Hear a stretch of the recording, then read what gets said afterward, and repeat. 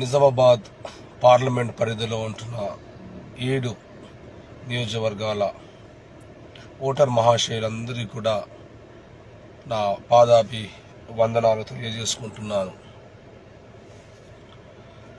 ప్రజలారా, మరి 5 సంవత్సరాలకు ఒకసారి వచ్చే ఈ ఎన్నికల్లో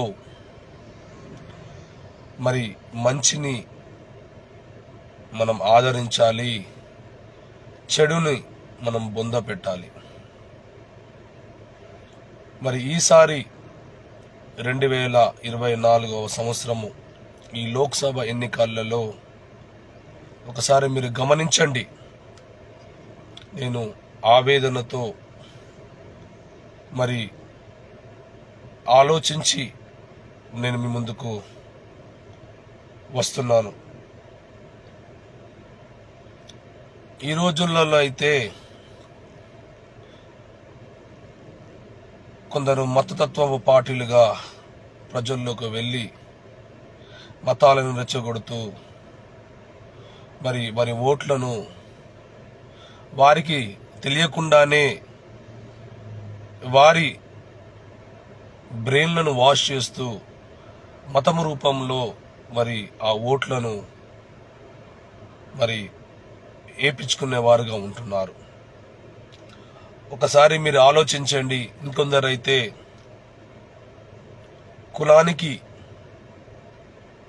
ఒక కులానికే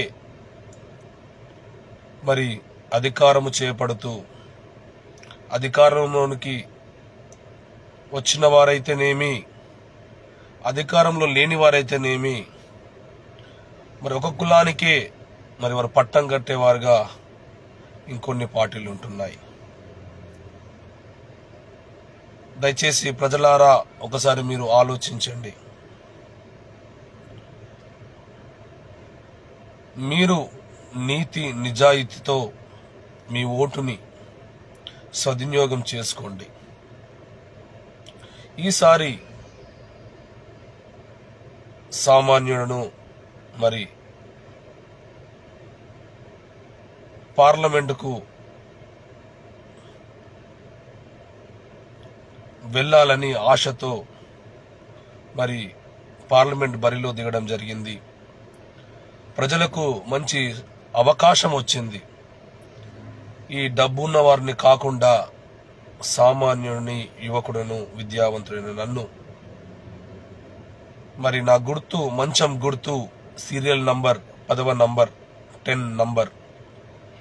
దయచేసి మీరందరూ కూడా మరి మంచం గుర్తుకు ఓటు వేసి సామాన్యుడైన నన్ను మరి పార్లమెంట్లో మీ గొంతుగా, మీ వాయిస్గా నన్ను అక్కడ ఉంచాలని, నన్ను ఆశీర్వదించాలని మీ అందరినీ కూడా అభ్యర్థిస్తున్నాను. మీరు ఒకసారి ఎవరైతే ఈ రాజకీయ నాయకులు, ప్రధాన పార్టీల నాయకులు, వారి చరిత్రను మీరు తీసుకోండి. వారి చరిత్రను లోతులోకి మీరు తవ్వండి. అప్పుడు వారి నిజ స్వరూపాలు, వారు ఎన్నెన్ని కోట్లు సంపాదించారు, ఇంకా కింది స్థాయి వ్యక్తులను పైకి ఎదగకుండా మరి ఎంతమందిని ఆ పార్టీల కార్యకర్తలనే ముందుకు రానివ్వకుండా ఒత్తేసిన సందర్భాలు చాలా ఉన్నాయి. నేను ఒకటే, ప్రజలు చాలా తెలివివంతులు. మీరు నిర్ణయం తీసుకునే మంచి సమయం వచ్చింది. మళ్ళీ ఈ ఎలక్షన్లో మీరు ఓటు వినియోగించకపోతే, సరైన వ్యక్తులకు మీ ఓటు మీరు వేయకపోతే మరి మనం ప్రమాదంలో ఉంటాం. దయచేసి ఒకసారి ఆలోచించండి. ఇన్ని సంవత్సరాలు పరిపాలించిన ఈ ప్రధాన పార్టీలు ఒక మంచి చెప్పుకునే స్థాయిలో లేకుండా పోయారే.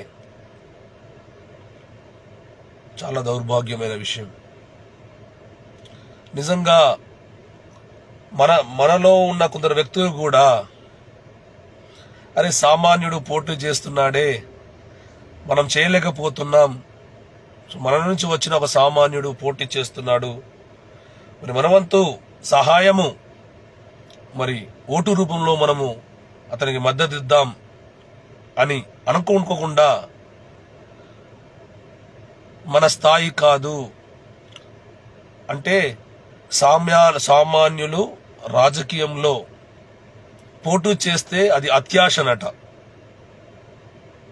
అదే రాజకీయ నాయకులు పోటీ చేస్తే అది ఆశ. అంటే వారికి డబ్బులున్నాయి కాబట్టి వారికి ఆశ ఉంటుంది రాజకీయంలో రాణించాలని, రాజకీయంలో గెలిచి వారి డబ్బులను మరి కాపాడుకోవాలని. అదే ఒక సామాన్యుడు పోటీ చేస్తే నీ స్థాయి కాదు, నీది అత్యాశ, నువ్వు గెలుస్తావా. నేను ఒకటే చెప్పదలుచుకున్నా, సామాన్యులారా ఎన్ని రోజులు ఇట్లా ఆలోచిస్తారు మీరు? ఉన్నతమైన స్థాయిలో మనం ఆలోచించే సమయం వచ్చింది. ఎప్పుడైనా సరే నెగిటివిటీ మన బుర్ర నుంచి తీసివేయాలి. పాజిటివ్ గానే మనం ఎప్పుడు ఉండాలి. ఎందుకు అసాధ్యం కాదు?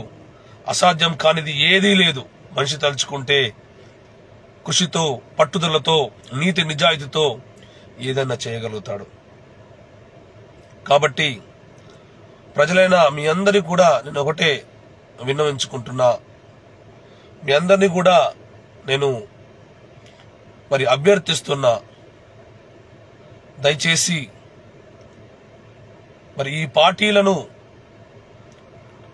మరి మీ ఊర్లలోకి వస్తున్నారు కదా, మరి ఏం చేశారు ఒకసారి మీరు నిలదీయండి.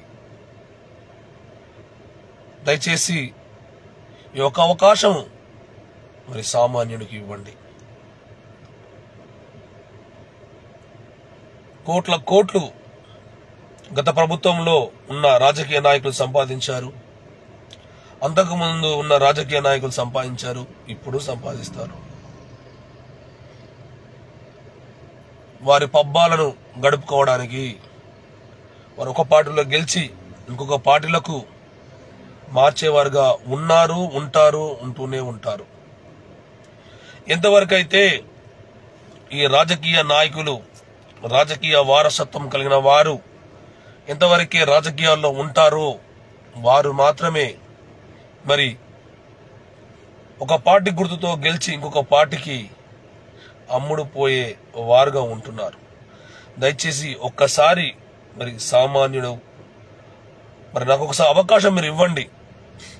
ఖచ్చితంగా నేను ప్రభుత్వానికి ప్రజలకు మధ్య వారధనై ప్రజల నుండి వచ్చే మరి ప్రభుత్వం నుండి వచ్చే ప్రతి రూపాయి కూడా ప్రజలకు ఖర్చు పెడతానని ఖచ్చితంగా ఈ సందర్భంలో నేను చెప్పగలుగుతాను. ఇంకొక విషయం కూడా నేను చెప్పగలుగుతాను, ఏదైతే నాయకుడు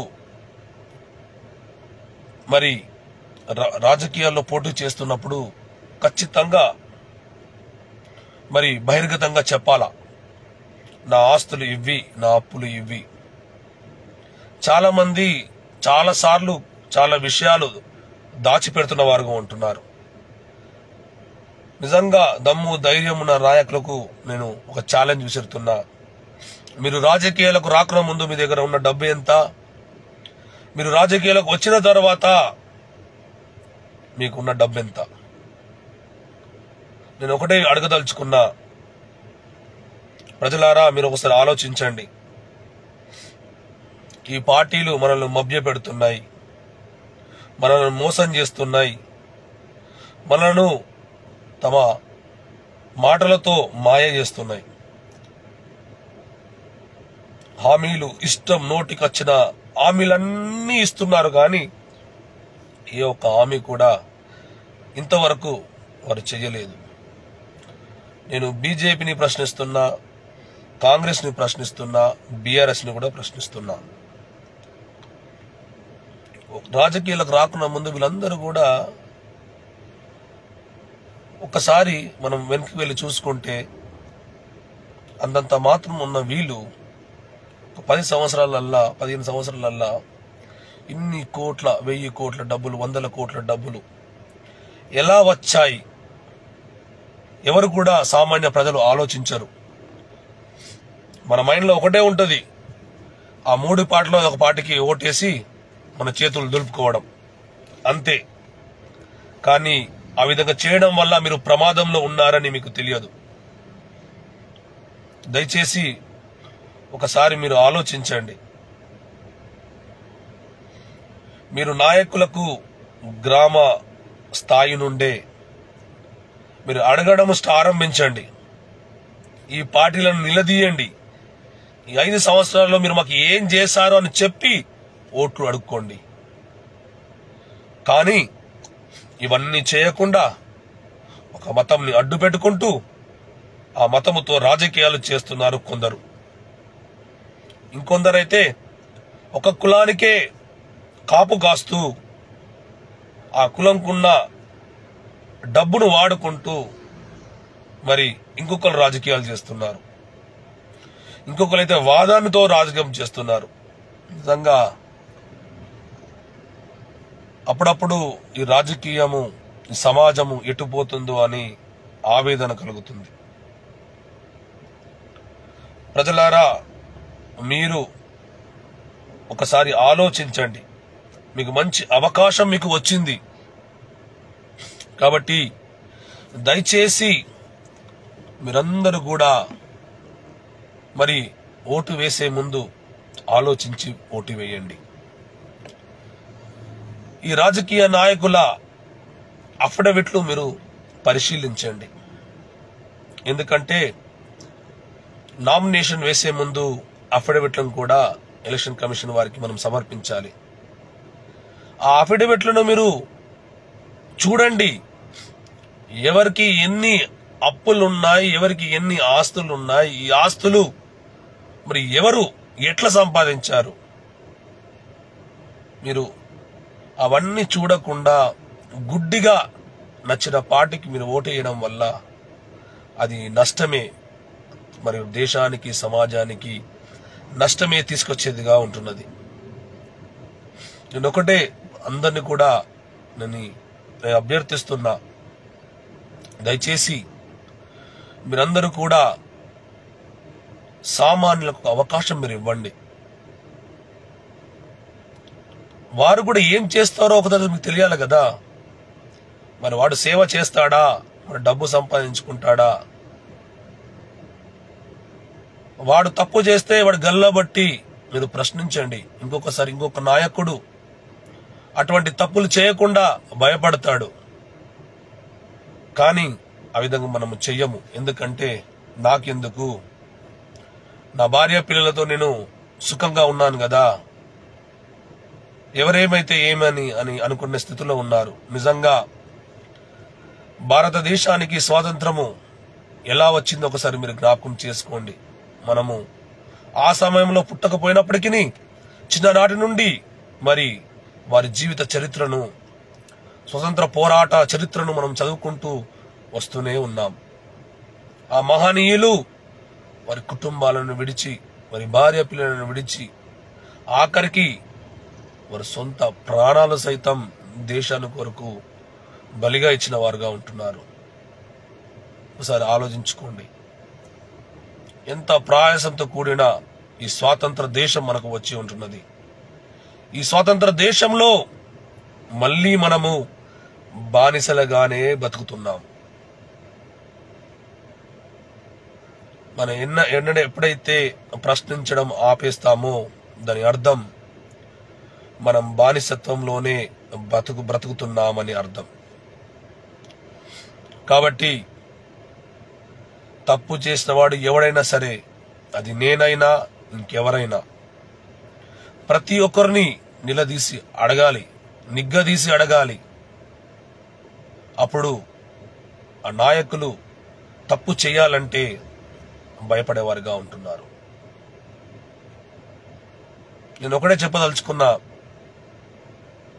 మీరు ఒకసారి తమిళనాడులో మరి ఏ రాష్ట్రంలో లేనటువంటి గుళ్ళు, గోపురాలు మరి ఆ రాష్ట్రంలో ఉన్నాయి. దాని అర్థం ఆ రాష్ట్రము మరి బీజేపీ పరిపాలిస్తున్నదా? కాదు. అక్కడ ఉన్న ప్రాంతీయ పార్టీ పరిపాలిస్తున్నాయి. దాని అర్థం వాళ్ళు గుళ్ళు గోపురాలకు వెళ్లకుండా ఎవరిని అడ్డుకోవట్లేదు. కాబట్టి మనం ఒకసారి ఆలోచించాలా. అలాగనే మీరు మరి మన భారతదేశంలోనే అత్యధికమైన లిటరసీ అక్షరత కలిగిన రాష్ట్రము కేరళ. అక్కడ కూడా ఉన్నది బీజేపీ ప్రభుత్వం కాదు, అక్కడ ఉన్నది కూడా సిపిఐ. కాబట్టి మీరు ఒకసారి గమనించండి. ఏ మతానికి ఏ కులానికి కొమ్ము కాయకండి. ఎవరైతే అభివృద్ధి చేస్తారో, ఎవరి మాటల్లో వారి చేతల్లో నిజాయితీ ఉన్నదో వారిని మీరు ఆదరించండి, ఆశీర్వదించండి. కొందరు నా ఫ్రెండ్స్ ఉన్నారు. వారేమంటున్నారంటే కాంగ్రెస్ కానీ బీఆర్ఎస్ కానీ బీజేపీ కానీ మాకు ఇక్కడ మరి మన పార్లమెంట్ డిస్టిక్ లో ఎవరు నిలబడినా మాకు అవసరం లేదు, మాకు పైన ప్రైమ్ మినిస్టర్ ఉంటే చాలు. వారిని నేను ఒకటే ప్రశ్నించిన, అరే భయ్, మనకు కూతురు ఉంటే ఆ కూతురికి పెళ్లి చేయాలని మనము వెతుకుతున్నప్పుడు, పెళ్లి చేయాలని అనుకున్నప్పుడు పెళ్లి కొడుకు తల్లిదండ్రులు బాగుంటే సరిపోతుందా, లేదా పెళ్లి కొడుకు కూడా బాగుండాలా? నేను అడిగాను. మన పిల్లను ఒక ఇంటికి మనం ఇవ్వాలంటే పెళ్లి కొడుకు కూడా బాగుండాలి, పెళ్లి కొడుకు ఫ్యామిలీ కూడా బాగుండాలని. అప్పుడే నా కూతురో మన బిడ్డనో అక్కడ ఆ ఇంట్లో క్షేమంగా ఉంటుందనే నమ్మకం. కాదు, పెళ్లి కొడుకు తల్లిదండ్రులు చాలా మంచి వాళ్ళు, పెళ్లి కొడుకు అయితే తాగుబోతు తిరుగుబోతని ఆ పెళ్లి కొడుకు మన పిల్లనిస్తామా? ఇవ్వము కదా. మరి ఎందుకు ఆలోచించరు? మనము మన అమ్మాయిని ఒక ఇంటికి ఇవ్వాలంటేనే ఎన్నో రకాలుగా ఆలోచిస్తామే. మరి పుట్టు పురువార్త మొత్తం కూడా మనం మనమంతా కూడా మరి ఎంక్వైరీ చేస్తామే. అంటే మన బిడ్డ క్షేమం కొరకు, శ్రేయస్సు కొరకు ఎన్నెన్నో ఎంక్వైరీలు చేస్తాం. ఎవరెవరో ఫోన్ చేసి అడుగుతాం, అబ్బాయి ఎటువంటి వాడు, కుటుంబం ఎటువంటి వాళ్ళని. మరి మన దేశ భవిష్యత్తును నిర్ణయించి ఎన్నికల్లో ఎందుకు మనం ఆలోచించము? ఎంక్వైరీ ఎందుకు చేయము? ఈ వ్యక్తి ఎటువంటి వ్యక్తి? చాలా మంది అంటున్నారు బీజేపీ వాళ్ళు మోడీని చూసి మేము ఓటేస్తామని, ఇంకొందరు బీఆర్ఎస్ వాళ్ళు మేము కేసీఆర్ని చూసి ఓటు వేస్తామని, ఇంకొందరు రేవంత్ రెడ్డిని బట్టి మేము ఓటు వేస్తామని. ప్రజలారా, మోడీ గారు వచ్చి ఇక్కడ మీకు పని చేసి పెట్టడు. మీ కష్టంలో ఉన్నప్పుడు కేసీఆర్ మీ దగ్గరకు వచ్చి పని చేయడు, రేవంత్ రెడ్డి గారు వచ్చి మీకు పని చేయడు. మీకు అందుబాటులో ఉన్న నాయకుడు, అహంకారం లేని నాయకుడు, మరి ప్రజలతో మమైక్యమై మంచిగా ఉంటూ ప్రజల సమస్యలను తెలుసుకుంటూ మరి ప్రజల మధ్యలోనే నివసిస్తూ ప్రజల కోసం పోరాడే యువకుడు, విద్యావంతుడు, సామాన్యుడు రావాలి. ప్రతి ఒక్కరూ రాజకీయం అంటే ఒక డబ్బు సంపాదించుకునే యంత్రం అని ఆలోచిస్తున్నారు. నేను ఒకటే అడగదలుచుకున్నా, ఇన్ని సంవత్సరాలుగా పరిపాలిస్తున్న ఈ రాజకీయ నాయకులను, రాజకీయము మరి సేవనా, రాజకీయము ఉద్యోగమా? సేవ అయితే ఇన్ని కోట్లు కలిగి ఉన్న మీకు మరి జీతాలు ఎందుకు, పెన్షన్లు ఎందుకు? లేదు, ఇది ఉద్యోగం అని మీరు అంటారా? మరి ఉద్యోగం అయితే మరి మీ ఎడ్యుకేషన్ క్వాలిఫికేషన్ ఏంటి? అలాగనే మీరు ఏ ఎగ్జామ్ రాసి మరి మీరు ఈ స్థానంలో మీరు కూర్చున్నారు? ఎందుకని రిటైర్మెంట్ లేదు? ఒకసారి ఆలోచించండి. దేశానికి భవిష్యత్తు యువకులది అని ప్రతి మీటింగ్లో ప్రతి రాజకీయ నాయకుడు చెబుతూనే ఉంటాడు. అది కూడా మనం కూడా వింటూనే ఉంటాం.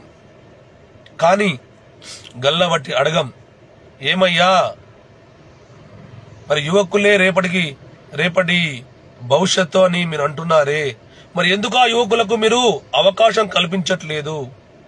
ఆ యువకులకు మరి మీరు ఆ స్థానం ఎందుకు ఇవ్వట్లేదు అని ఎందుకు అడగరు? దయచేసి ప్రజలారా మీరు ఆలోచించండి.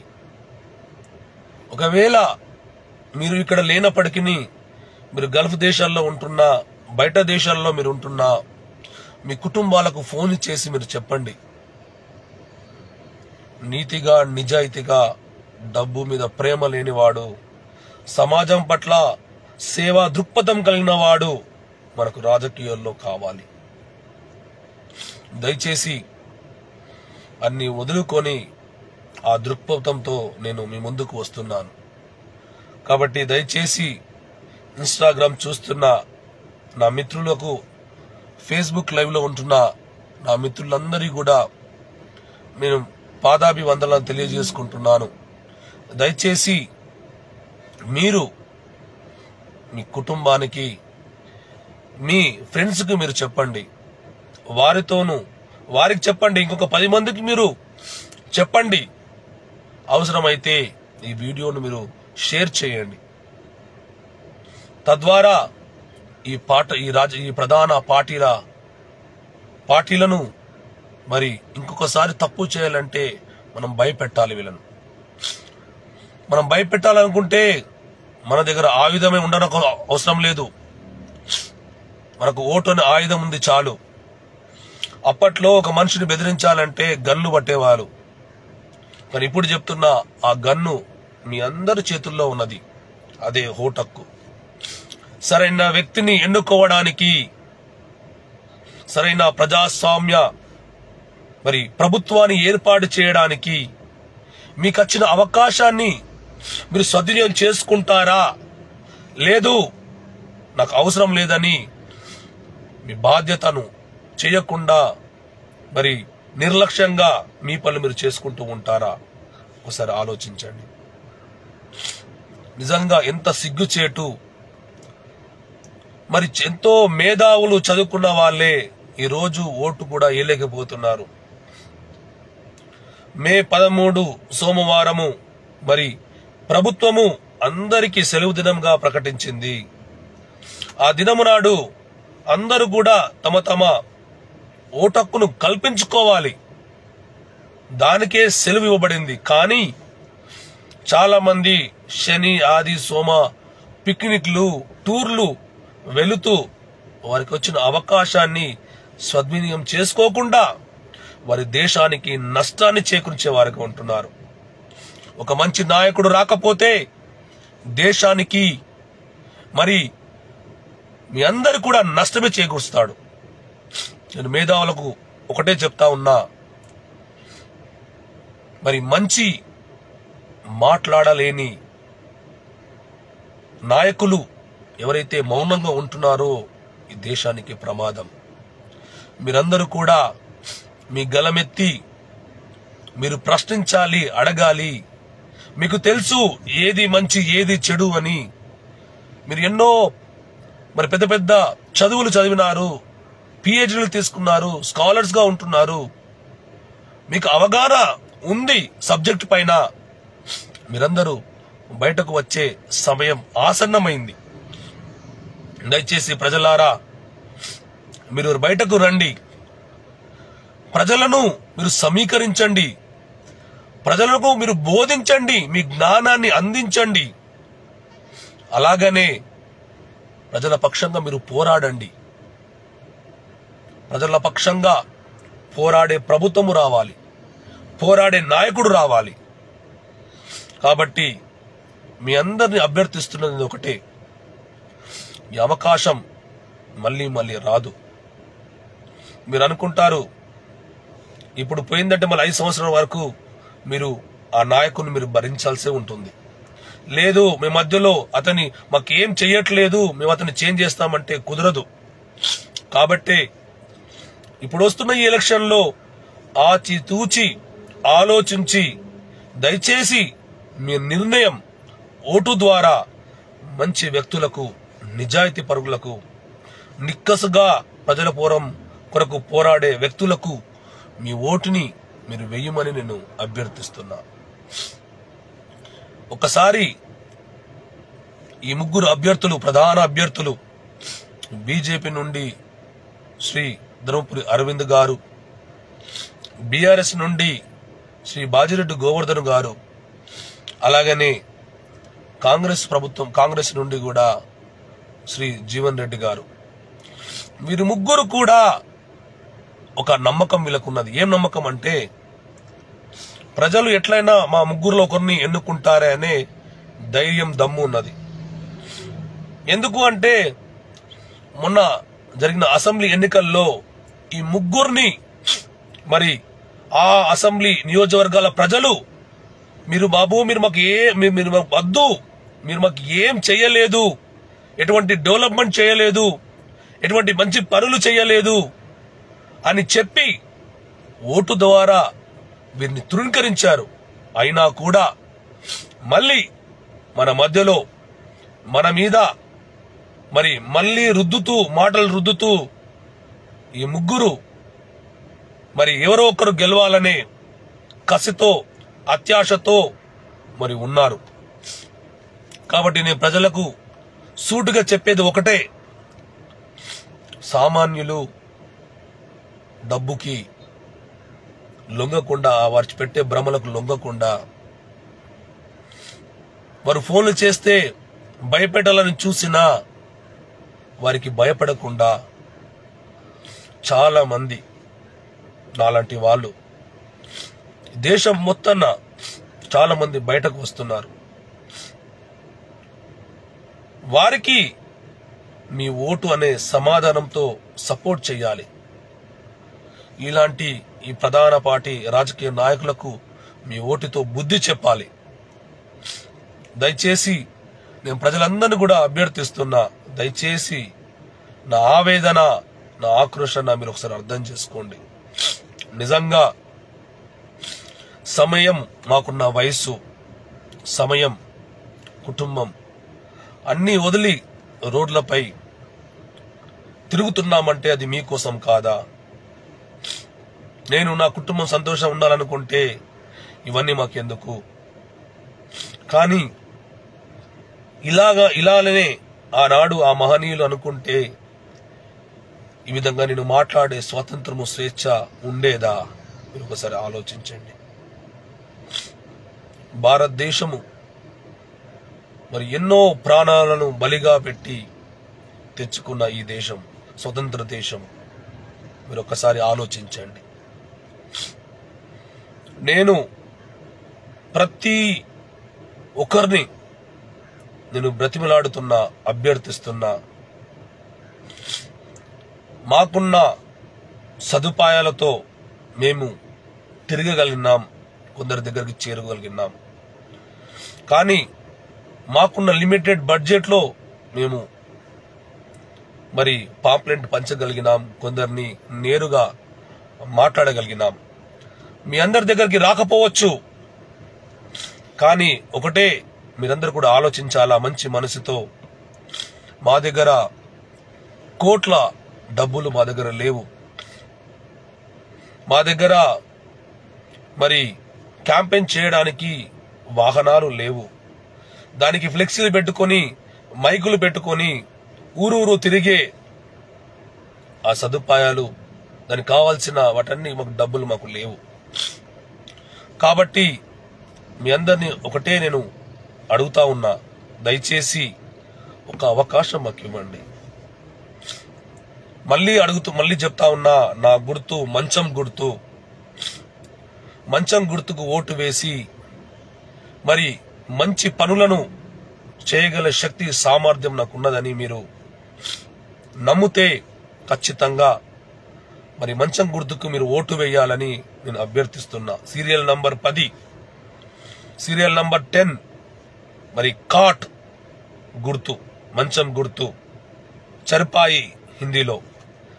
దయచేసి మీ అందరిని కూడా నేను అభ్యర్థిస్తున్నా, ఈ ఎలక్షన్స్ అయిపోగానే మళ్ళీ గ్రామ స్థాయిలో సర్పంచ్ ఎన్నికలు, ఎంపీటీసీ ఎన్నికలు, జెడ్పీటీసీ ఎన్నికలు కూడా వస్తున్నాయి. అందరు యువకులు కూడా, చదువుకున్న మేధావులు యువకులు సిద్ధపడాలి. మీరందరూ కూడా మరి ఆ ఎన్నికల్లో పోటీ చేయడానికి సిద్ధంగా ఉండాలి. గ్రామం నుండే అవినీతిని తరిమికొట్టాలి. గ్రామం నుండే మంచి చేస్తున్న వారిని గుర్తించాలి. మంచి నాయకులను మీరే మద్దతుగా ఉండి వారిని మీరు గెలిపించాలి. అయితేనే దేశం బాగుంటుంది. ఒక గ్రామం బాగున్నప్పుడే దేశం కూడా బాగుంటుంది. దయచేసి ప్రజలారా, మీరు ఒక్కసారి ఆలోచించండి. ఎందుకు ఇన్నిసార్లు మీరు ఓటును గురించి నేను ఎందుకు ఇంతగా స్పష్టంగా చెప్తున్నానంటే, నేను ఎన్నో వీడియోలలో కూడా చెప్పాను. ఓటుకున్న చరిత్ర, ఓటుకున్న ఆ ప్రాముఖ్యత మీకు ఎవరికి కూడా తెలియదు. కాబట్టి దయచేసి నేను ఒకటే మీ అందరు కూడా అభ్యర్థిస్తున్నా, దయచేసి ప్రజలారా, ఆషామాషిగా మనకు ఓటు రాలేదు. ఓటు ఎంతో ప్రయాసపడితే మనకు ఓటు వచ్చింది. దయచేసి దాని చరిత్రను మనలోకసారి మీకు చెబుతాను. 1931 సంవత్సరము అంటే మన భారతదేశము ఈ బ్రిటిష్ ప్రభుత్వములో ఉన్నప్పుడు, అంటే వారి కింద ఉన్నప్పుడు మరి ఎవరైతే 800 పౌండ్లు కడతారో, అంటే మన రూపాయలలో 6,400 రూపాయలు ఎవరైతే కడతారో వారికి మాత్రమే మరి ఆ బ్రిటిష్ ప్రభుత్వం ఆనాడు ఓటక్కును కల్పించింది. కానీ సెప్టెంబర్ 7 నుండి డిసెంబర్ 31 వరకు 1931 సంవత్సరంలో జార్జ్ అధ్యక్షతన జరిగిన 2వ టేబుల్ సమావేశములో డాక్టర్ బిఆర్ అంబేద్కర్ గారు ప్రధానమైన డిమాండ్ మాకు ఓటక్కు కల్పించాలని మరి డిమాండ్ చేసిన వారుగా ఉంటున్నాడు. నిజంగా అదే సమావేశాల్లో ఇంకొంతమంది ప్రముఖులు ఉన్నారు. వారు ఏమన్నారంటే, మహాత్మా గాంధీ గారు ఎవరైతే పన్నులు కడుతున్నారో వారికే మరి ఓటక్కు కల్పించాలని ఆయన అన్నారు. నెహ్రూ గారు కూడా మరి 100 ఎకరాలు కలిగిన భూస్వాములకు, రాజ కుటుంబాలకు మాత్రమే ఓటక్కును కల్పించాలని వారు కూడా కోరుకున్నారు. సర్దార్ వల్లభాయ్ పటేల్ అయితే ఎవరైతే ఉన్నతమైన చదువు చదివినారో, డిగ్రీ చదివినారో వారికే ఓటక్కు కల్పించాలని ఆయన కూడా అన్నారు. కానీ డాక్టర్ బిఆర్ అంబేద్కర్ గారు ఆడ మగ మరి కులం మతం అని తేడా లేకుండా ఎవరైతే నిర్ణీత వయసు కలిగి ఉన్నారో వారందరికీ కూడా సమానంగా ఓటక్కు కల్పించాలని ప్రయాసపడితే, కృషి చేస్తే ఈరోజు నువ్వు నేను మరి ఆ ఓటక్కును మరి వినియోగించుకుంటున్నాం, సద్వినియోగం చేసుకుంటున్నాం. కానీ ఈ రోజుల్లో ఎంత దరిద్రం అంటే, మన ఓటుని మనం అమ్ముకుంటున్నాం. మన ఓటుని మద్యానికో, మాంసానికో, మరి నగదుకో, లేదా మతానికో, ఒక కులానికో మన ఓటుని మనం అమ్ముకుంటున్నాం. దయచేసి ప్రజలందరూ కూడా నేను అభ్యర్థిస్తుంది ఒకటే, ఇప్పటికైనా కళ్ళు తెరవండి. ఇప్పటికైనా ఓటక్కును మీరు వినియోగించుకోండి. ఓటక్కు ప్రాముఖ్యతను మీరు తెలుసుకోండి. దయచేసి మీ అందరిని కూడా నేను అభ్యర్థిస్తున్నా, దయచేసి please please please vote for a good citizen, for a good leader. దయచేసి చెప్తా ఉన్నా, మళ్ళీ చెప్తా ఉన్నా, మంచి నాయకుడిని, మిమ్మల్ని పరిపాలించే నాయకుడిని మీరు ఎన్నుకోమని దయచేసి పేరున నేను అభ్యర్థిస్తున్నా, అడుగుతున్నా. దయచేసి అర్థం చేసుకోండి. మీ ఫ్రెండ్స్ కి, మీ బంధువులకు, మీ మిత్రులకు, మీ శ్రేయభిలాషులకు మీరందరూ కూడా దయచేసి మీ అందరు కూడా వారందరికి చెప్పాలని, మరి మంచి నాయకులను, సామాన్యులను మీరు గెలిపించాలని నేను ఈ సందర్భంగా మిమ్మల్ని అందరినీ కూడా కోరుకుంటున్నాను. ఎంతమంది ఆంధ్రప్రదేశ్లో, తెలంగాణలో ఎంతో మంది యువకులు, సామాన్యులు, విద్యావంతులు వారికి నగదు డబ్బు లేకున్నా మరి ఈ అవినీతి రాజకీయ నాయకులను తరిమికొడదాం, వారికి కూడా మరి సామాన్యులు కూడా పోటీ చేసే ఆ దమ్ము, ధైర్యం ఉందని వారు గుర్తించాలా. కాబట్టి ఆ విధంగా వారు గుర్తించాలంటే ప్రజలైన మీరు మరి మీరే ఆ సామాన్యులకు ఓటు వేసి మరి ఆ ప్రజల, సామాన్యుల మరి ఆ ఓటు అవినీతి రాజకీయాల గుండెల్లో మరి పరిగెత్తాలని ఈ విధంగా నేను మిమ్మల్ని కోరుకుంటున్నాను. ఎంతో మంది ఈ వీడియోలను చూస్తున్నారు, ఈ లైవ్ చూస్తున్నారు. వారందరినీ కూడా నేను ఒకటే అభ్యర్థిస్తున్నా, మంచి పౌరులుగా, గుడ్ సిటిజన్ గా మన దేశాన్ని మనం కాపాడుకుందాం, మన దేశాన్ని మనం రక్షించుకుందాం. ఈ అవినీతి రాజకీయ నాయకుల నుండి, ఈ అవినీతి రాజకీయ నాయకులు బ్యాంకులను కొల్లగొట్టి ఆ డబ్బుని బ్యాంక్ ని కట్టకుండా పెద్ద పెద్ద బడా రాజకీయ మరి బడా బిజినెస్ మ్యాన్లు, ఇండస్ట్రియలిస్టులు దేశాన్ని విడిచి పారిపోయే విధంగా ఈ రాజకీయ నాయకులే సపోర్ట్ చేస్తా ఉన్నారు. నిజంగా ప్రభుత్వం ఉండంగా కూడా ఒక వ్యక్తి ఇన్ని అన్యాయాలు చేసి మరొక రైతు మరి తన వ్యవసాయం కొరకు బ్యాంకులో 1 లక్ష నగదు అప్పు తీసుకున్నాడంటేనే ఆ అప్పు కట్టకపోతే ఎన్నిసార్లు ఈ బ్యాంక్ వాళ్ళు వారి యాజమాన్యం గాని, వారి ఎంప్లాయీస్ గాని ఎన్నిసార్లు ఇంటికి వచ్చి అవమానించేవారుగా ఉంటున్నారు. ఎందుకు మరి ఈ బడా ఇండస్ట్రియలిస్టులు, బిజినెస్ మ్యాన్లు మరి కొన్ని కోట్లలో మరి డబ్బులను లోన్ రూపంలో తీసుకుంటారు కదా, మరి కట్టని పక్షంలో ఎందుకు వీరిని జైళ్లలో వేయరు? ఈ ప్రభుత్వాలు ఎందుకు వారికి సహకరిస్తున్నాయి? సహకరించబట్టే కదా ఈరోజు నీరవ్ మోడీ గాని, ఇంకా కింగ్ ఫిషర్ యజమాని గాని ఈ దేశాలు దాటిపోతూ వారు మరి వేరే దేశాలలో విలాసమైన జీవితాన్ని జీవిస్తా ఉన్నారు. మీకు అర్థం అవ్వట్లేదు. నిజంగా దయచేసి మీరు ఒకసారి గమనించండి. వాడు కోట్ల డబ్బు తీసుకొని పారిపోతే ఆ డబ్బును కడుతున్నది నువ్వు నేనే. అది ఎందుకు మీకు అర్థం కాదు? దయచేసి అర్థం చేసుకోండి. ప్రభుత్వంలో ఉంటున్న సంస్థలన్నిటిని కూడా అమ్మేస్తున్నారు. మీకు అర్థం అవ్వట్లేదు. మీకున్న ఆస్తి మీకున్న ఆస్తి మీ తండ్రి అమ్మేస్తే అది మీ ఆస్తి అవుతుందా? అవ్వదు. ఒకసారి అమ్మిన తర్వాత అవ్వదు. మరి ప్రభుత్వ సంస్థలను, ప్రభుత్వ స్థలాలను ఇష్టం వచ్చినట్లుగా వీళ్ళు ప్రైవేటీకరణ చేస్తా ఉంటే రేపు ఈ ప్రైవేటైజేషన్ వారికి మనం బానిసలుగానే బతకాలా? దయచేసి అర్థం చేసుకోండి.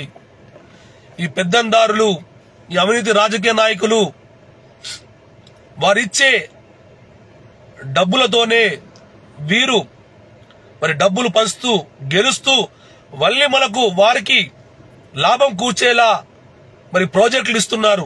ఆ ప్రాజెక్టులో మరి 100 కోట్లుంటే 500 కోట్లు లాభం కూర్చేలా వారికి ఇస్తున్నారు. కాబట్టి దయచేసి మీరు అర్థం చేసుకోండి ప్రజలారా. నష్టపోయేది నువ్వు నేనే, వాళ్ళేం నష్టపోరు. మీరు చూడండి, మొన్న సుప్రీంకోర్టు చెప్పింది కదా, ఎన్ని వేల కోట్లు ఎలక్ట్రానిక్ బాండ్ రూపంలో మరి ఈ పార్టీలకు ఏ విధంగా మరి ఎట్లా చేసింది చూడండి మీరు ఒకసారి. చూడండి, ఇన్ని కోట్లు దాన ధర్మం చేస్తారా? 1 రూపాయి డబ్బున్నోడు 1 రూపాయి ఇవ్వమంటేనే ఇవ్వడు. అలాంటిది ఇన్ని వేల కోట్ల రూపాయలు పార్టీలకు ఎలక్ట్రానిక్ బాండ్ రూపంలో దాన ధర్మం చేస్తా ఉంటే మీరు ఆలోచించారా? ఇవాళ రేపు ఒక మనిషి ఒక పని చేయాలంటే నాకేంటి అని అంటాడు, నాకేమిస్తావని అంటాడు. అటువంటిది ఈ గొప్ప బిజినెస్ మ్యాన్లు వారికి లాభం లేకుండానే ఈ రాజకీయ పార్టీలకు ఇన్ని వేల కోట్లు ఎలక్ట్రల్ బాండ్ రూపంలో మీరు ప్రచారం కొరకు వీళ్ళు ఇస్తారా? దయచేసి ఆలోచించండి. కాంగ్రెస్ ప్రభుత్వం, బీజేపీ ప్రభుత్వం బీఆర్ఎస్ మీద మొన్నటి వరకు ఎన్నో కుంభకోణాలు జరిగాయని కాళేశ్వరం విషయమై ఎన్నోసార్లు మాట్లాడారు. అరే మీ చేతుల్లో మీకు అధికారం ఉంది కదా, రాష్ట్రంలో కేంద్రంలో బీజేపీ వాళ్ళు, రాష్ట్రంలో కాంగ్రెస్ వాళ్ళు ఎందుకు అన్ని కూడా తవ్వరు? అంటే మీరు ఒకటేనా? అంటే మేము అధికారంలో ఉన్నప్పుడు మీ గురించి మేము మాట్లాడము, మీరు చేసిన అవినీతిని మేము ఎత్తు చూపము, మీరు చేసిన అవినీతిపై మేము సిబిఐలు వేయము, ఈడీలు వేయము, ఏమేయము. అంతే కదా? రాజకీయ నాయకులంతా కూడా, రాజకీయ పార్టీలన్నీ కూడా మేము ప్రభుత్వం ఉన్నప్పుడు మీరు సహకరించండి, మీరు ప్రభుత్వం ఉన్నప్పుడు మేము సహకరిస్తాం. ఇదే జరుగుతున్నది. అందుకోసమే సామాన్యులను రానివ్వకుండా నలిమేస్తున్నారు, ఒత్తేస్తున్నారు. మీరెందుకు అర్థం చేసుకోరు? ప్రజలారా, దయచేసి ఒక అవకాశం ఇవ్వండి, ఒక అవకాశం ఇవ్వండి. మీ దగ్గర నాయకుడు సరిగా లేకపోతే నోటా అనే ఒక బటన్ ఉంటుంది, దానికి వెయ్యండి. ఒకవేళ సరైన నాయకుడు ఉంటే ఆ సరైన నాయకుడికి మీ మద్దతుగా మీ ఓటు వేయండి. దయచేసి నా ఆవేదన, నా ఆక్రోషణ మీరు అర్థం చేసుకోండి. మంచిని మంచిగా చెప్పే నాయకుడు మనకు కావాలి. తప్పు చేస్తే మనోడైనా వేరోడైనా తప్పు అని చెప్పే దమ్ము, ధైర్యం ఉన్న నాయకులు మనకు కావాలి. ఒకసారి ఆలోచించండి. డబ్బు పైన ప్రేమ, ప్రీతి లేనివాడై ఉన్నోడే రేపు ప్రభుత్వం నుంచి వచ్చే ప్రతి రూపాయి ప్రజల వద్దకు చేరుస్తాడు. మనకు కావాల్సిన డబ్బు ఉంటే సరిపోద్ది.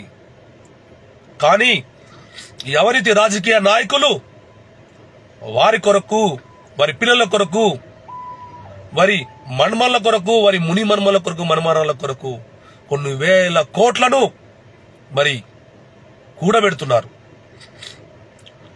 నరేంద్ర మోడీ గారు, మన ప్రధానమంత్రి చెప్పారు కదా, స్విస్ బ్యాంక్ లో ములుగుతున్న అవినీతి పరుల డబ్బులను, కొన్ని వేల లక్షల కోట్ల డబ్బులను వెనక్కి తీసుకుని వస్తా అన్నారు కదా. ఎక్కడికి పోయింది? ఎవరు తీసుకురారు. అందరూ కూడా వారి వారి డబ్బును బినాముల పేరిట, ఇంకొకరి పేరిట పెట్టి వారు రాజకీయంగా చలామణవుతున్నారు. దయచేసి ప్రజలందరూ కూడా అర్థం చేసుకుంటారని నేను ఆశిస్తున్నాను. ఇప్పుడే కాదు, ప్రతి ఎన్నికల్లో కూడా ఇటువంటి మైండ్ సెట్ తో మనం ఆలోచించి ముందుకు పోయినప్పుడే ఖచ్చితంగా అవినీతి లేని వ్యవస్థ ఏర్పడుతుంది. ఆ వ్యవస్థను ఏర్పాటు చేయాలంటే ఓ వీడియో చూస్తున్న ఓ అన్నా, ఓ అక్క, ఓ చెల్లి, ఓ తమ్ముడా, ఓ తాత, ఓ కాక, ఓ బాపు, ఓ అమ్మలారా, దయచేసి మీ వల్లనే అవుతుంది. మంచికి మీరు సపోర్ట్ చేయండి, చెడుని బొందబెట్టురి. అయితేనే స్టార్ట్ చేయండి. మీ వార్డు నుంచే స్టార్ట్ చేయండి. మీకు మంచి చేయ నాయకుడిని మీరు ప్రశ్నించండి, నిలదీయండి, నిగ్గదీయండి. డబ్బుతోనూ మీ దగ్గరకు వస్తే 2 చెంపలకు అటు ఇటు వాయించండి. డబ్బుతోనూ మీ ఓటును కొనాలనుకుంటే చెప్పండి, మేము డబ్బుకి అమ్ముడు పోయే దారిద్రంలో మేము లేమని, మమ్మల్ని కొనే శ్రీమంతుడు ఇంకా పుట్టలేడని ఓటు గురించిన విశిష్టత, ఆ గొప్పతనాన్ని వారికి చెప్పండి. చాలా మంది 2000కో 500 నుంచి 2000 వరకు అమ్ముడు పోతున్నారు. ఒకసారి ఆలోచించండి, 2000 5 సంవత్సరాలకి ఎంత చేయండి. 2000 డివైడెడ్ బై 5 సంవత్సరాలు అంటే సంవత్సరానికి మనకు వచ్చేది 400 రూపాయలు. 400 × 12 కొట్టండి, నెలకు వచ్చేది 33 రూపాయలు, 30 రూపాయలు, 30 నుంచి 33 రూపాయలు. అంటే రోజుకు వచ్చేది రూపాయిన్నర. అరే ఆ రూపాయిన్నర మనం సంపాదించుకోలేమా? ఆ రూపాయిన్నర మన కష్టార్జితంతో మనం చేయలేం. ఆ కష్టం చేసి ఒక రూపాయి కూడా మనం సంపాదించలేమా? మరి అలాంటప్పుడు మనకి ఎందుకు ఈ దుస్థితి? వడిచే 2000 కొరకు మనం ఎందుకు ఆశపడాలా? దయచేసి అర్థం చేసుకోండి ప్రజలారా, నేను మీ ముందుకు వస్తున్నా. దయచేసి నా ఆవేదన అర్థం చేసుకోండి. నా గుర్తు మంచం గుర్తు, కాట్, నా సింబల్ కాట్, मेरा సింబల్ ఏ చరపాయి. దయచేసి మీ అమూలమైన ఓటు మంచం గుర్తుకు వేసి మరి నిజామాబాద్ పార్లమెంట్ అభ్యర్థిగా మీరందరూ కూడా నన్ను గెలిపించి మీ గొంతుగా పార్లమెంట్ లో నేను మాట్లాడాలంటే మీరు నాకు అవకాశం కల్పించాలా. అవకాశం కల్పించకుండా నువ్వు పోరాడు అంటే నేను గ్రామ స్థాయిలో నుంచి నేను పోరాడుతా, నా ఊరు నుంచి నేను పోరాడుతా, నా మండలం నుంచి నేను పోరాడుతా. కానీ చట్టాలు చేసి ఆ సభలలో మాట్లాడాలంటే మరి మనము పార్లమెంటుకు ఎన్నుకోబడాలి. కాబట్టి దయచేసి ఒకటి చెప్తా ఉన్నా, ప్రజలారా మీరు దయచేసి ఆలోచించండి. ఈ నాయకులు బాజిరెడ్డి గోవర్ధన్ గారిని, జీవన్ రెడ్డి గారిని, శ్రీ ధర్మపురి అరవింద్ గారిని నమ్మకండి. ఎన్ని సంవత్సరాలు మీరు నమ్మి మోసపోతారు? శ్రీ ధర్మపురి అరవింద్ గారు బీజేపీ పార్టీలో ఉంటూ ఆయన కాంగ్రెస్ ను విమర్శిస్తాడు. కానీ అదే కాంగ్రెస్ కు ప్రాతినిధ్యం వహించిన వారి తండ్రి 40 నుంచి 50 సంవత్సరాలు ఆ కాంగ్రెస్ నుంచి వచ్చే ప్రతి రూపాయి తింటూ పెరిగిన శ్రీ ధర్మపురి అరవింద్ గారు మీరు అర్థం చేసుకోవాలా. తండ్రి మొన్నటి వరకు బీఆర్ఎస్ నుండి రాజ్యసభకు ఎన్నికైన వాడుగా ఉంటున్నారు. అన్నగారేమో కాంగ్రెస్ పార్టీలో ఉంటున్నారు, తమ్ముడేమో బీజేపీ పార్టీలో ఉంటున్నారు. దయచేసి అర్థం చేసుకోండి. ఈ కుటుంబ రాజకీయాలను మీరు బొందబెట్టాలా అంటే ఏ ప్రభుత్వం వచ్చినా కూడా మా కుటుంబమే మరి అధికారంలో ఉండాలనే అధికార దాహముతో ఈ శ్రీ అరవింద్ ధర్మపురి గారు, ఈ ధర్మపురి కుటుంబమే మరి మేమందరిని కూడా మోసం చేస్తున్నది, మాయ చేస్తున్నది. దయచేసి ఈ బాజిరెడ్డి గోవర్ధన్ గారు, శ్రీ ధర్మపురి అరవింద్ గారు, మీరు మాత్రమే మున్నూరు కాపుల నుండి మీరే రాజకీయంగా ఎదిగినారే, మరి ఇంకొందరిని బీసీలను మీరు ఎందుకు ఎదగనియట్లేదు? మీరు ఇంకా వేరే వాళ్ళు లేరా? చాకలి వారు లేరా? మరి నా గూళ్ళ అన్నలు లేరా? చేపలు పట్టే అన్నలు లేరా? యాదవ్ అన్నలు లేరా? బీసీలో ఎన్నో వారున్నారు కదా, వారికి అవకాశం మీరు ఎందుకు కల్పించరు? మీరే 40-50 సంవత్సరాల నుంచి మీరే రాజకీయంగా ఎదుగుతే, తర్వాత మీ పిల్లలు మాత్రమే మునిమన్మలు మరి ఎదుగుతే మిగతా బీసీ సామాజిక వర్గం ఏం కావాలా? ఒకసారి ప్రజలారా మీరు ఆలోచించండి.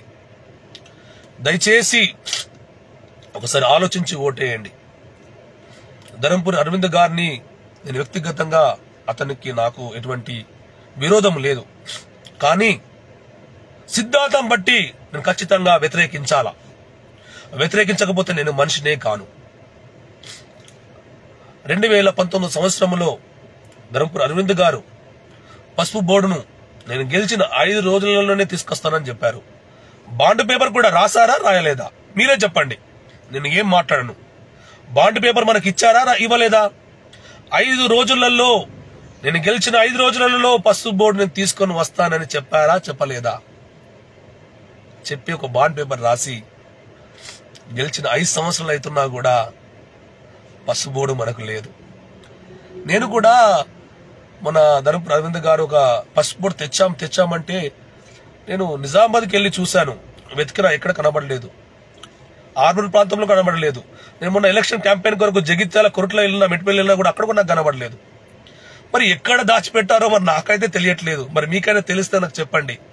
ఖచ్చితంగా మరి ఆ పసుపు బోర్డు ఆఫీస్ నేను చూసి నిజంగా నేను వారిని కూడా ఆశీర్వదిస్తా. ధర్మపురి అరవింద్ గారు ఎందుకు మాయ మాటలు చెబుతూ మీరు ప్రజలను మోసపరుస్తున్నారు? మొన్నటి దాకా పసుపు బోర్డు అవసరం లేదు, స్పైసెస్ బోర్డు ఉంది కదా. అరే స్పైసెస్ బోర్డులో 52 సువర్ణ మరి ఆ స్పైసెస్ ఉన్నాయి. మరి మేము అడిగింది 52 స్పైసెస్ కాదే. ఆ 52 స్పైసెస్ లో ఒక స్పైసెస్ టర్మరిక్ కదా, పసుపును కదా. మరి అదే కదా మీకు చెప్పింది, మీరు అదే కదా మరి పసుపు బోర్డు ఏర్పాటు చేస్తారు మీరు చెప్పారు. మరి ఎందుకు మీరు ప్రజలను మోసం చేస్తున్నారు?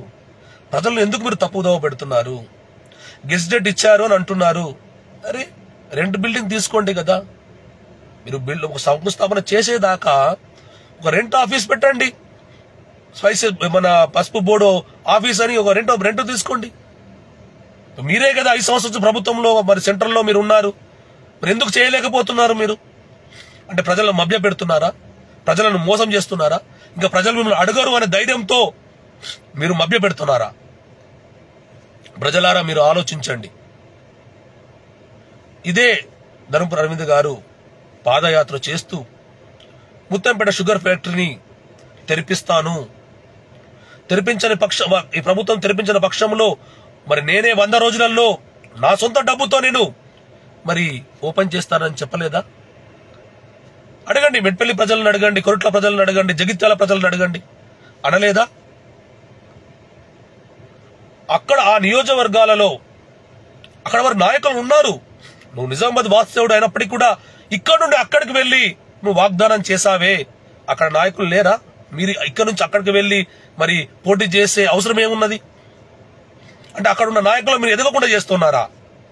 మరి బీజేపీలో ఉన్న మా సహోదరులు అర్థం చేసుకోవాలా.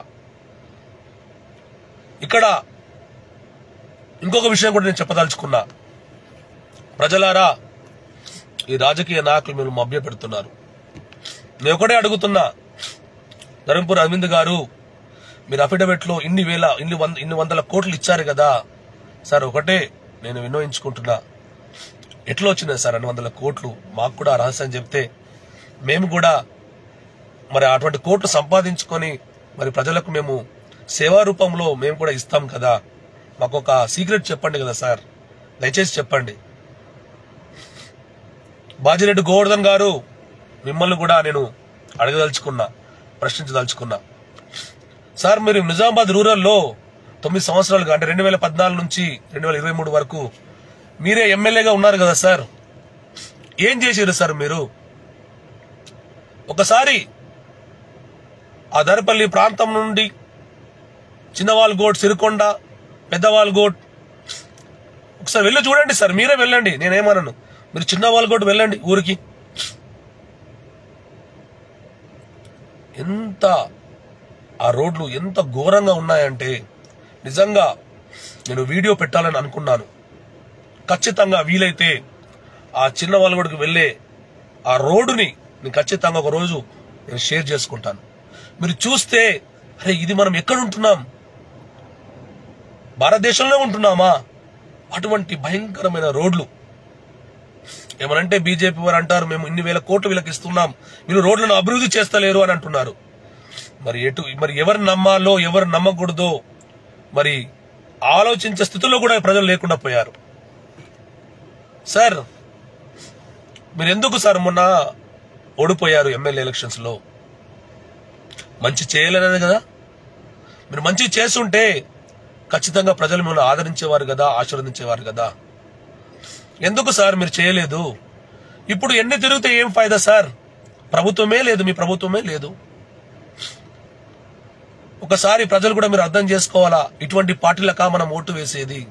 ఇటువంటి నాయకులగా మనం ఎన్నుకునేది? దయచేసి ప్రజలందరూ కూడా మీరు గమనించండి. అయ్యా శ్రీ జీవన్ రెడ్డి గారు, మీ వయసుకు నేను ఖచ్చితంగా గౌరవిస్తాను. మీకు గాని బాజిరెడ్డి గోవర్ధన్ గాని మీ వయసుని ఎప్పుడు నేను గౌరవిస్తాను ఒక యువకుడుగా. కానీ ఒక యువకుడుగా ఏదైతే నోటితో నేను గౌరవిస్తున్నానో అదే నోటితో కూడా మేము ప్రశ్నిస్తా ఉన్నా. ఏంది సార్ 70 సంవత్సరాలు 73 సంవత్సరాలు రిటైర్మెంట్ ఏజ్ లేకుండా మీరే రాజకీయాల్లో మేమే ఉంటామనంటే మరి కింది స్థాయి కార్యకర్తలు మరి మిమ్మల్ని నమ్ముకొని జెండాలు మోస్తున్నారు కదా సార్. వారికి ఎందుకు మీరు అవకాశం కల్పించరు సార్? మన అసెంబ్లీ ఎలక్షన్స్ లో అన్ని నియోజకవర్గాల నుండి ఎవరైతే ఎమ్మెల్యేలుగా పోటీ చేయాలనుకుంటున్నారో ఎన్నో అప్లికేషన్స్ వచ్చినాయి. మరి ఎందుకు మీ నియోజకవర్గం నుంచి రాలేదు? మీరు ఒక్కరిదే ఎందుకు వచ్చింది? అంటే మీ కింది స్థాయి వ్యక్తులను మీరే మరి రాజకీయం ఎదగకుండా మీరు చేస్తున్నారా? చెప్పండి సార్, చెప్పండి. మీరు నోరు తెరిచే సమయం వచ్చింది. ప్రజల పక్షంగా మేము ప్రశ్నిస్తున్నాం, అడుగుతున్నాం. దయచేసి మీరు మాకు జవాబు చెప్పాలా. ఇంకొకటి సార్, మీకు ఆల్రెడీ పదవి ఉన్నది. మీరు నిజామాబాద్ నుండే ఎమ్మెల్సీగా మీరు ఎన్నిక చేయబడ్డారు. ఇంకా 1 సంవత్సరం టర్మ్ ఉంది సార్. అప్పుడే మీరు ఎంపీగా వెళ్ళాలని ఎందుకు అనుకుంటున్నారు సార్? ఒకవేళ మీరు గెలిస్తే మరి ఆ ఎమ్మెల్సీ స్థానం ఏమవుతుంది సార్?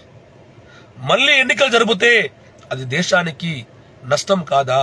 దాన్ని భరించవలసిన వాళ్ళు మేము కాదా? ట్యాక్స్ కట్టాల్సింది మేము కాదా? ఎందుకు అర్థం చేసుకుంటలేదు సార్? ఒకవేళ ఎలక్షన్స్ జరగకపోతే సార్ అది నల్ వైడ్ గా ఉంటుంది కదా సార్. ఆ స్థానానికి రావాల్సిన ఫండ్స్ ఎక్కడి నుంచి వస్తాయి సార్? ఆగిపోతాయి కదా. మీరు ఒక గుడ్ సిటిజన్ గా, రెస్పాన్సిబుల్ సిటిజన్ గా, మంచి పౌరుడుగా మీరు ఎందుకు ఆలోచించలేకపోతున్నారు? అయ్యో, నేను ఎంపీకి గెలిస్తే మరి ఎమ్మెల్సీ పదవి మరి ఏమవ్వాలా? ఆ ఎమ్మెల్సీ పదవి నుంచి వచ్చే ఫండ్స్ మరి ఆగిపోతాయే.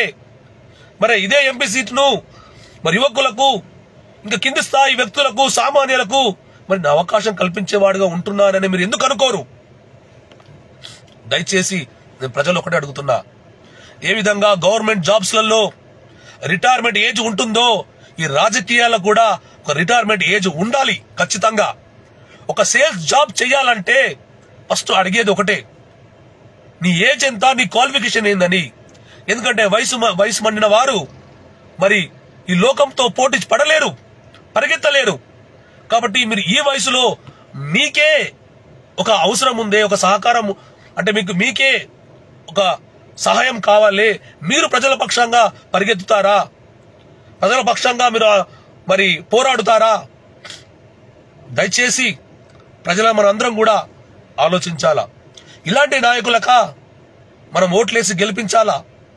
ఇలాంటి నాయకులకన్నా మనము చట్టసభల్లో కూర్చోబెట్టాలా? ఈ 3 నాయకులు కూడా మన జరిగిన అసెంబ్లీ ఎలక్షన్స్ లో ఘోరంగా ఓడిపోయిన వారు కాదా? వారి నియోజకవర్గాలకు వెళ్ళి అడగండి. మీరు నిజంగా అభివృద్ధి చేసి ఉంటే ప్రజలను వీళ్ళను తల మీద పెట్టుకొని ఆశీర్వదించే వాళ్ళు కాదా? దయచేసి ఇప్పటికైనా ప్రజలను అర్థం చేసుకోండి. ఈ నాయకులను నమ్మకండి. మీరు తలుచుకుంటే ఏదైనా చేయగలుగుతారు. ఒక వ్యక్తి ఏమంటాడంటే, వీళ్ళు రికగ్నైజ్డ్ రిజిస్టర్ పార్టీలు కదా, పెద్ద పెద్ద పార్టీలు కదా, చాలా డబ్బులు, కోట్ల డబ్బులు ఉన్నాయి కదా, వీళ్ళట అంటే డబ్బున్నోడు ఎవడైనా సరే రాజకీయంగా రావాలనే ఆశ ఉంటుందట. కానీ సామాన్యుడు మాత్రం రాజకీయాలకు వస్తే అది అత్యాశ అవుతుందట. నా మిత్రుడు ఒకటి చెప్తా ఉంటాడు, మీరు అర్థం చేసుకోండి. డబ్బున్నోడు చేస్తే ఆశ, డబ్బు లేనోడు సామాన్యుడు చేస్తే అత్యాశ. ఎక్కడికి పోతుంది సమాజం? ఎటు పోతున్నాం మనం? ఇదా మన ఆలోచన? ఈ విధంగా ఆలోచించాలా? సామాన్యుడైన నువ్వే ఒక సామాన్యుణ్ణి వ్యతిరేకిస్తే సమాజం ఎప్పుడు బాగుపడుతుంది? సమాజం ఎప్పుడు ముందుకు పోతుంది? వాణ్ణి పోకుండా నువ్వే కాళ్లకు అడ్డం పెట్టి పడేస్తున్నావే. నువ్వు పోవు, ఇంకొకరి పోనివ్వవు. మరి సమాజం ఎట్లా అభివృద్ధి పొందుతుంది? ప్రజలారా మీరు ఆలోచించండి. మనం వారికి ఆర్థికంగా డబ్బులు ఇవ్వమని అడగట్లేదు. మాతో పాటు తిరిగి మరి క్యాంపెయిన్ చేయమని అడగట్లేదు. నాకు ఓటు వేయమనే అడుగుతున్నా. నీకు ఓటేస్తే నాకేం లాభం రా మీరు అనుకోవచ్చు. మీరు నాకు ఓటు వేస్తే నేను నీ బానిసగా, మీకు బానిసగా ఉంటాను. రాజకీయ నాయకులు ఎవరు? ప్రజలకు సర్వెంట్స్, ప్రజలకు కాపలదారులు. రాజకీయ నాయకులు ప్రజలే యజమానులు. దయచేసి మీరు అర్థం చేసుకోండి. మీరు యజమానులు. మీరు ఓటు వేసి వారిని మీ ప్రజా నాయకులుగా పాలకులుగా మీరు ఎన్నుకుంటున్నారు అంటే మీరు చెప్పినట్లు వారిని వినాలా? అంటే డబ్బున్నోడు మీరు ఓటు వేస్తే మీరు చెప్పినట్టు వాడు వినడు. వాడు మీకు ఇచ్చిన డబ్బుని 5 సంవత్సరాల్లో రెట్టింపు తీసుకోవాలనే ఆశ కలిగే ఉంటాడు వాడు. దయచేసి మీరు అర్థం చేసుకోండి. సమయం వచ్చింది, అవకాశం కూడా మీకు వచ్చింది. దయచేసి అవకాశాన్ని మీరు సద్వినియోగం చేసుకోవాలా. నాకెందుకులే అని ఓటు మీరు అనుకోకూడదు. ఆ ఓటు మన భవిష్యత్తుని మార్చే విధంగా ఉండాలా. దయచేసి నేను ఎన్నో విషయాలు నిజంగా కొన్ని తెలుసు, కొన్ని తెలియవు. అయినా కూడా నాకున్న ఆలోచనతో కొన్ని విషయాలు పంచుకున్నాను. మీరే న్యాయ నిర్ణేతలై మీ నాయకులను తలరాతను మీరు ఎన్నుకోండి. మీరే రాయండి వారి తలరాతను. ఎవరి మీద నమ్మకండి. ఎవరో వచ్చి చేస్తారని మీరు ఆ భ్రమంలో బతకండి. మనమే బయటకు రావాలా. మనమే ఒక నాయకులమై బయటకు రావాలా, పోరాడాలా. నీతి నిజాయితీగా ఉన్న వాళ్ళను సపోర్ట్ చేయాలా. ఏ ఒక్కరైనా నేను మరి గల్ఫ్ దేశంలో పనిచేశాను. నాతో పాటు ఎంతో మంది గల్ఫ్ లో కార్మికులు పనిచేస్తా ఉన్నారు. మరి ఏ ఒక్కరికి ఒక ఆలోచన ఎందుకు కలగలేదు? అరే ఫిలిప్పీన్స్ ప్రభుత్వం, మన ఫిలిప్పీన్స్ ఒక దేశం ఉంది. ఆ దేశం ఎంబసీ ఈ గల్ఫ్ దేశాలలో ఎంత స్ట్రాంగ్ గా ఉంటదంటే, ఎవరైతే ఫిలిప్పీన్స్ నుంచి ఈ గల్ఫ్ దేశాలకు రావాలంటే ఫస్ట్ ఫిలిప్పీన్ ఎంబసీలో మరి జీతం ఎంత, మరి జాబ్ ఏంటిది, ఆ జాబు దక్క మరి శాలరీ ఉన్నదా, ఉంటేనే ఎలౌ చేస్తారు, లేకపోతే ఎలౌ చేయరు. అంత కట్టడిగా ఉంటున్న ఫిలిప్పీన్స్ దేశం మరి మన ఎంతో పెద్ద దేశం, మనం ఎందుకు అంత కట్టడిగా ఉండకూడదు? గల్ఫ్ అన్నలు ఎందుకు మోసపోతున్నారు ఒక ఏజెంట్ చేతులలో? అంటే సరైన వ్యవస్థ లేక ఇక్కడ ఉన్న రాష్ట్ర ప్రభుత్వము, కేంద్ర ప్రభుత్వము, మరి ఈ ఏజెంట్లు మరి వాళ్ళు రిజిస్టర్ ఆఫీస్ కలిగి ఉన్నారా లేదా, మరి ఎందుకు ఎంక్వైరీలు చేయరు? దీనివల్లే కదా ఎంతో మంది కార్మికులు గల్ఫ్ దేశాల్లో మోసానికి గురవుతున్నారు. దయచేసి ప్రజలారా మీరు ఆలోచించండి. గల్ఫ్ వెల్ఫేర్ బోర్డు అని ఎప్పటి నుంచో 2014 సంవత్సరం మనకు తెలంగాణ వచ్చిన నుంచి ఇదిగో ఇస్తాం, అదిగో ఇస్తాం, 500 కోట్ల బడ్జెట్ తో గల్ఫ్ వెల్ఫేర్ బోర్డుని ఏర్పాటు చేస్తామని చెప్పారే, ఏది ఎక్కడికి పోయింది? అక్కడ కేసీఆర్ మోసం చేశారు సార్. ఇప్పుడు మీ ప్రభుత్వం లేదు, మీరేం చేయలేరు. ఇప్పుడు కాంగ్రెస్ ప్రభుత్వం కూడా మన అసెంబ్లీ ఎన్నికల్లో మేనిఫెస్టోలో పెట్టింది కదా, గల్ఫ్ వెల్ఫేర్ బోర్డుని ఏర్పాటు చేస్తాం. సార్ వచ్చి 100 రోజులు అయిపోయింది సార్, ఇంకెప్పుడు ఏర్పాటు చేస్తారు మీరు?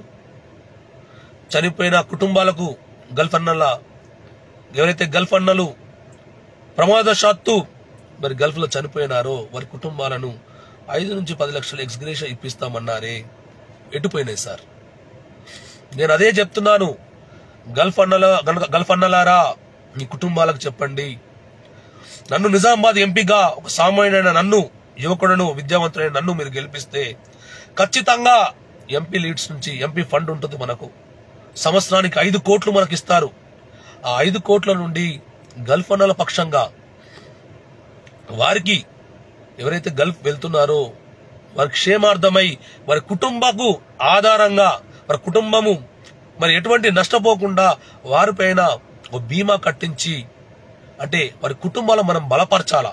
అది నేను చేస్తానని చెప్పాను. దాని కొరకైనా మీరు నన్ను గెలిపిస్తేనే కదా మనం చేయగలుగుతాం. మన చేతిలో అధికారం ఉంటేనే కదా మనం చేయగలుగుతాం. అంతేకాదు బీడి కార్మికులు ఉన్నారు, వారు కూడా ఎంతో ప్రయాసం, రోజంతా చేస్తే 1000 బీడీలు చేస్తారు. వారు కూడా తగిన గిట్టుబాటు వరకు రావట్లేదు. రోజంతా కూర్చున్నా కూడా వారికి రావాల్సిన కూలి రావట్లేదు. మరి పెన్షన్, వారికి రావాల్సిన పెన్షన్ కూడా సరిగా రావట్లేదు. అదెవరు మాట్లాడతారు? అలాగే షుగర్ ఫ్యాక్టరీల గురించి. ఇక్కడ బోధనలో ఒక షుగర్ ఫ్యాక్టరీ, ముత్తంపేటలో ఒక షుగర్ ఫ్యాక్టరీ, మన నిజామాబాద్ పరిధిలోను. ఎప్పుడు సార్ మీరు ఎప్పుడు సార్ తిరిగి దాన్ని రీఓపెన్ చేస్తారు?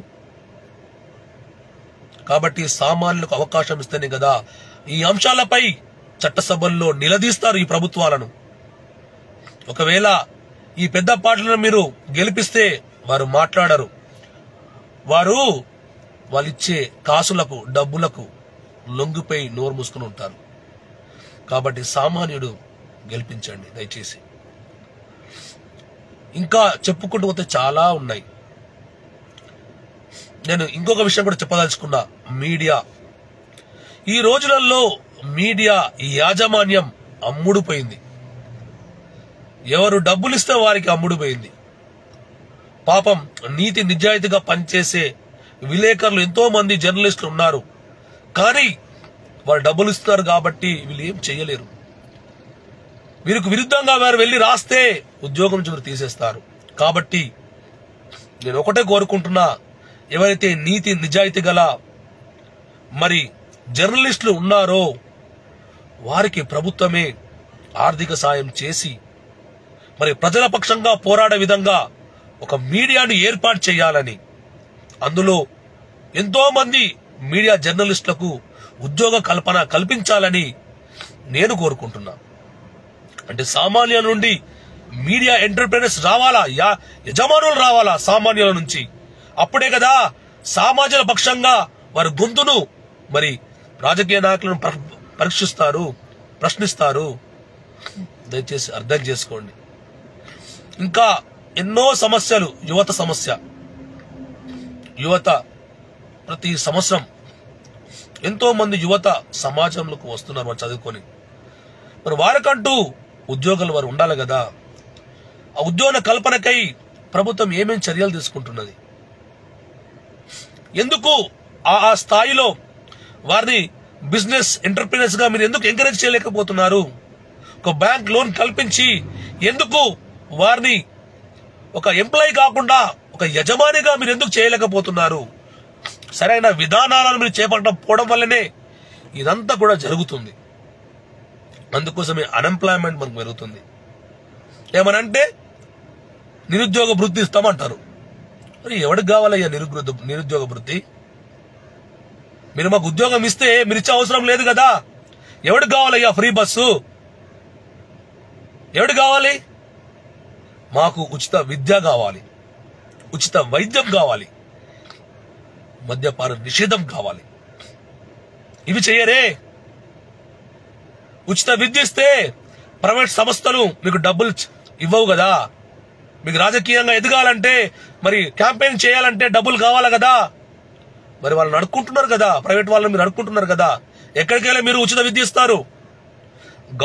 మీరు గల్ఫ్ దేశాల్లోకి వెళ్తే, బయట యూరోప్ దేశాలకు వెళ్తే వాళ్ళు ఇచ్చేది రెండు ఫ్రీ ఎడ్యుకేషన్, ఉచిత విద్య.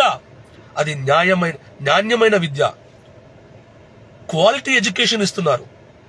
అలాగే నాణ్యమైన వైద్యం, క్వాలిటీ మెడికల్ వాళ్ళు కల్పిస్తున్నారు. మనకి ఇది కదా రెండు అవసరాలు. మనం పుట్టిన వెంటనే ఏది మంచి అని చెడు అని మనకి ఎటో తెలుస్తుంది. మన తల్లిదండ్రులు నేర్పుతారు. ఆ తర్వాత మనకు స్కూల్స్ లో ఉపాధ్యాయులు నేర్పుతారు కదా. అంటే నువ్వు చదివితేనే కదా నువ్వు తెలుసుకోవాల్సింది ఇది మంచి ఇది చెడు అని. నువ్వు చదువుకోకపోతే నువ్వు దేశానికి మరి ఒక దేశ ద్రోహిగా మిగిలిపోతావు కదా. అటువంటి కార్యాలు నువ్వు చేస్తావు కదా. దయచేసి ప్రభుత్వమే ముందుకు రావాలి. భారతదేశంలో యావత్తు ఉచిత విద్యను అందించి మన దేశాన్ని, మన భవిష్యత్తుని మనం ముందుకు తీసుకుపోవాలి. వైద్యం కూడా మనందరికి గుర్తు, 2-3 సంవత్సరాల క్రితం కరోనా వైరస్ వచ్చింది కదా.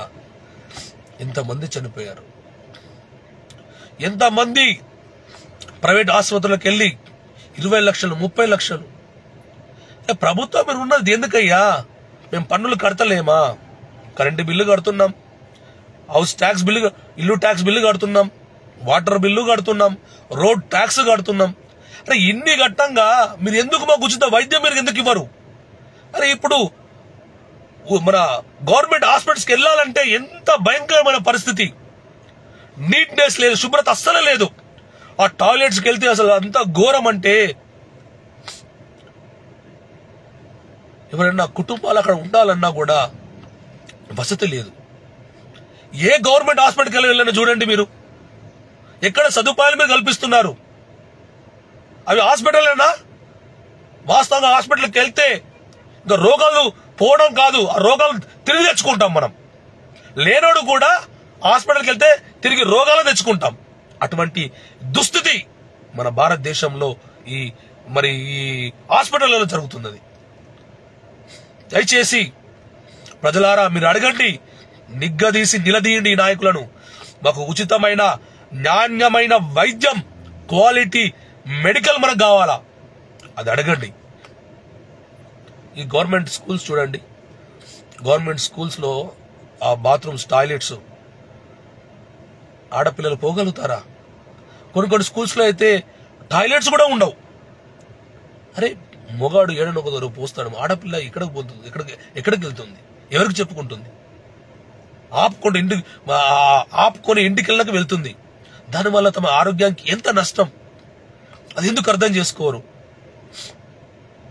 ఏమనంటే మేము పిల్లల భవిష్యత్తు కొరకు అంగన్వాడీలను పెట్టినాం.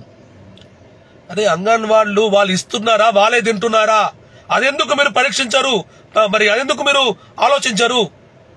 ఎంతమంది అంగన్వాడీలు నీతి నిజాయితీతో మరి ప్రభుత్వంలో వస్తున్న ప్రతి రూపాయి, అది పాలే గాని గుడ్డే గాని, ఎంతమంది సామాన్యులకు అందుతుంది? అది ఎందుకు అర్థం చేసుకోరు? ఇట్లా మాట్లాడుకుంటూ పోతే ఎన్నో అంశాలున్నాయి. ఆ అంశాలపైన మనం పోరాడాలా, అవగాహన మనం కలగజేసుకోవాలా. దయచేసి మీరు ఆలోచించండి. ఇవాళ రేపు మనుషులను ప్రేమించాలంటే టైం లేదు, కానీ జంతువులను మాత్రం మనం ప్రేమిస్తాం. ఒక కుక్కనో ఒక పిల్లినో పెట్టుగా పెంచుకుంటాం, దానికి ఇడ్లీలు దోషాలు మనమే తినిపిస్తాం. ఒక మనిషిని మాత్రం ఒక మనిషిగా మనం చూడం. ఇది మన దుస్థితి. ఎక్కడుందయ్యా మానవత్వం? ఎక్కడుంది? దయచేసి ప్రజలారా ఆలోచించండి. ఇంత సమయాన్ని తీసుకొని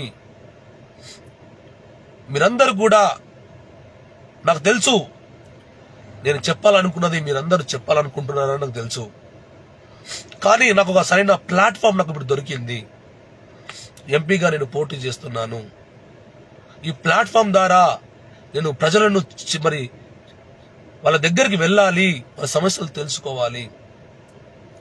నాకు ఈ ప్లాట్ఫామ్ దొరికింది కాబట్టి నేను ఈ విధంగా మీ మనోభావాలను, అంటే మీ లోపట్లున్న మీరు ఎవరైతే ఏమైనా చెప్పాలనుకుంటున్నారో మరి మీ పక్షంగా నేను ఇవన్నీ కూడా ఈ విధంగా తెలియజేసుకుంటున్నా.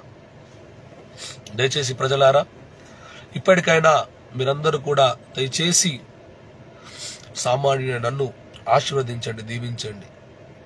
మంచం గుర్తు, మంచి మనిషి ఓటు వేసి మీరు గెలిపించండి.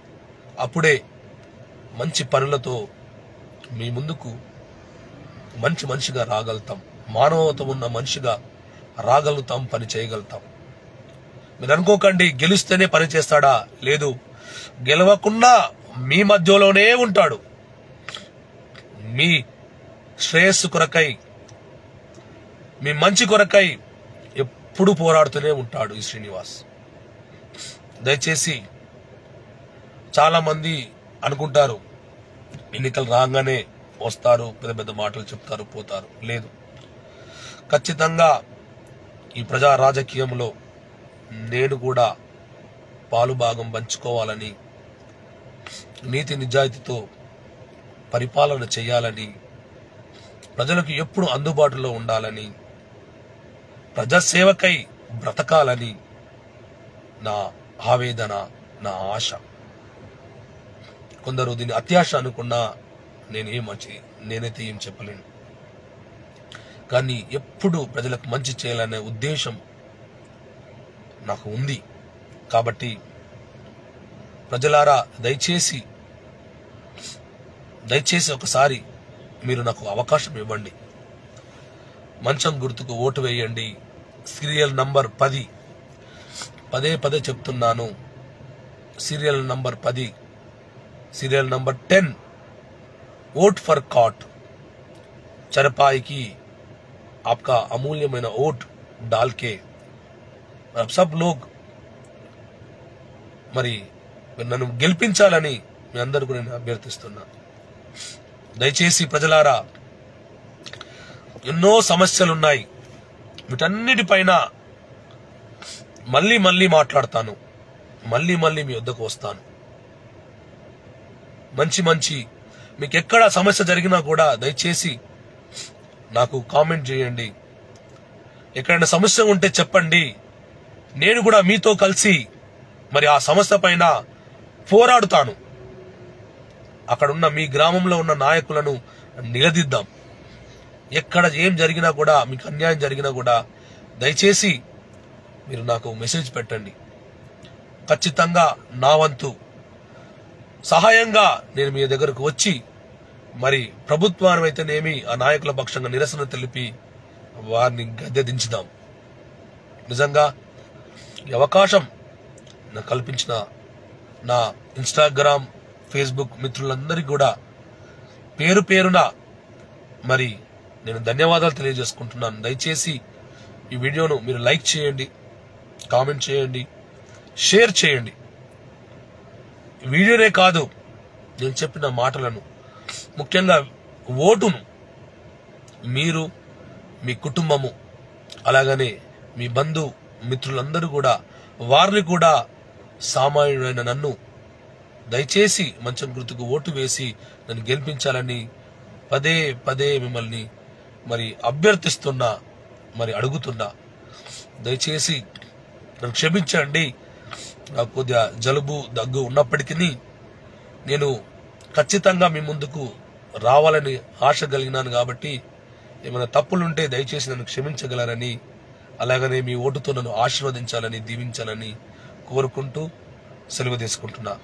మీ దేవతి శ్రీనివాస్, పడగల గ్రామం, వేల్పూర్ మండల్, డిస్ట్రిక్ట్ నిజామాబాద్.